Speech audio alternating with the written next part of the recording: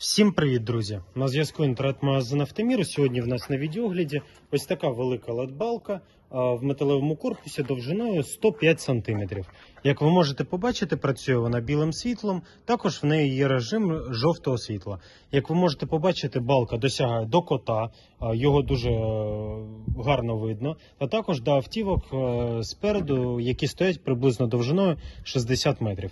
Це режим білого світла. Як ми можемо побачити, кут світла зліва направо дуже великий, сектор великий та колір світла приблизно 6000 кельвінів.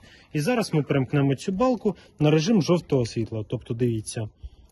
І ось так працює режим жовтого світла. Тобто все те ж саме, така чітка світлотіньова межа, таке ж саме світло. Тобто різниці ніякої немає. А я вам нагадую, друзі, якщо вам потрібні якісні протиотуманні фари, то ви можете перейти на наш сайт за посиланням в описі або замовити за номером телефону.